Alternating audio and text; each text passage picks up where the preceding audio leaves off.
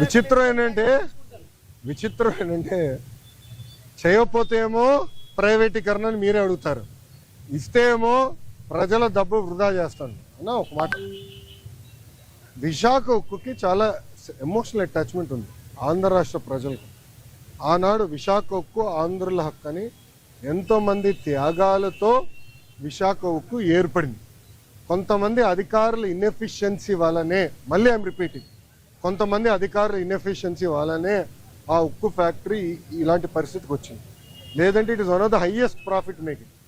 విశాఖకున్న technology కూడా అద్భుతమైన technology అన్నా. నేను హైదరాబాద్లో ఇల్లు కట్టుకున్నప్పుడు విశాఖ స్టీలే వాడా.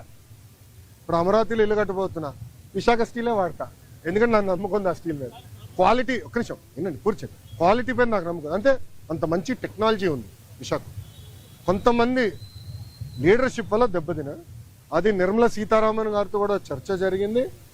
పకడ్బందైన లీడర్షిప్ని మేము తీసుకొస్తాం, దాని దారిలో పెడతాం, డివిడెండ్ ద్వారా ఉద్యోగాల ద్వారా మళ్ళీ దేశాన్ని తిరిగి మేము డబ్బులు ఇస్తాం. ఓకేనా? పాపం మీ వాళ్ళకి చోట్ల గారిపోతున్నాయి. ఒక్క నిమిషం, మళ్ళీ సమాధానం చెప్పొద్దు, పారిపోయారని మీరే రాస్తారు. బాగండి, చెప్పండి సార్. సారీ, రిపీట్ చేయండి సార్. సాయిరెడ్డి గారు ఏమన్నారండి? రాజకీయ సన్యాసం తీసుకుంటున్నా అని చెప్పారు. ఇంక మళ్ళీ దాని పార్టీలో చేరేది, టీడీపీలో చేరేది ఏమన్నా?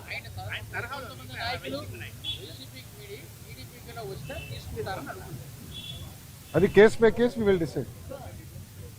ఎందుకంటే మా కార్యకర్తలను ఇబ్బంది పెట్టడం నేను ఎందుకు తీసుకుంటా? మా కార్యకర్తల పైన కేసులు పెట్టడం ఎందుకు తీసుకుంటా? అరే నా పైన కూడా కేసులు ఉన్నాయి స్వామి. ఎస్సీ ఎస్టీ కేసు ఉంది నా పైన, అటెంప్ట్ మర్డర్ కేసు ఉంది. అవన్నీ ఇప్పుడు జరుగుతున్నాయి కదా సార్.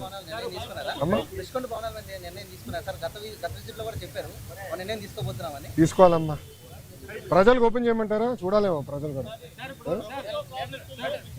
ఒక 3 నెలలు ఓపెన్ చేద్దాం.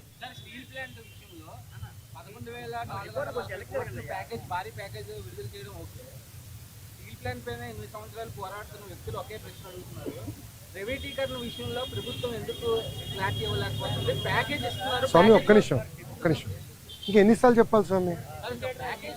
ఐఎమ్ సారీ, ఒక్క నిమిషం. చంద్రబాబు నాయుడు గారు చెప్పారు, కుమారస్వామి గారు చెప్పారు, నేను చెప్పా, ఇంకెంతమంది చెప్పాలి స్వామి? ఇంకెంత హామీ ఇవ్వాలి? అరే ప్రైవేటీకరణ జరగదని చెప్తే మళ్ళీ ఇంకా డౌట్ ఏంటి స్వామి? ఒక్క నిమిషం, మీరు ఏ మీడియా స్వామి?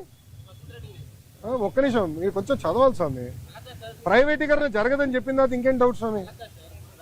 నేను స్ట్రైట్ క్వశ్చన్ మిమ్మల్ని అడుగుతున్నా.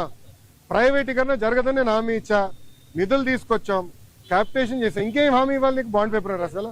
ఒక నిమిషం, బాండ్ పేపర్ రాసేవాళ్ళ నీకు? అరే అందరు జగన్ లాగా ఉండరు, గుర్తుపెట్టుకో. ఏం స్వామి మీరు కూడా అటు మాడితే? అది కాదు, అడిగేదాన్ని కూడా ఒక అర్థం ఉండాలి సార్. ఒక్క నిమిషం, మీడియా మిత్రులు కూడా మీరు ఆలోచించండి. ఈ ప్రశ్నకి ఏమైనా అర్థం ఉందా? ఇప్పుడు నేను ప్రైవేటీకరణ జరగనీయనని నేను హామీ ఇచ్చా. 7 నెలల్లో ఎంపీ గారు పోరాటం వల్ల, ఎమ్మెల్యేల పోరాటం వల్ల 1600 కోట్ల రూపాయలు తీసుకొచ్చాం. భారతదేశం వ్యాప్తంగా అన్ని ఉక్కు ఫ్యాక్టరీలు ప్రైవేటీకరణ జరిగే సమయంలో విశాఖ ఉక్కుకే, కేవలం విశాఖ ఉక్కుకే 11,000 కోట్ల రూపాయలు ఎక్విటీ రూపంలో, నాట్ డెట్, ఎక్విటీ రూపంలో కేంద్ర ప్రభుత్వం తీసుకొస్తుంది. రాష్ట్ర ప్రభుత్వం కూడా సుమారుగా 2,000 పైచిలుక కోట్ల రూపాయలు ఎక్విటీ రూపంలో తీసుకొస్తుంది. మళ్ళీ ప్రైవేటీకరణ అడుగుతాడు. నాకే అర్థం అవుతుంది. నీకు ఎట్ట సమాధానం చెప్పాలి రప్ప? మీరే చెప్పండి, నాకు అర్థం.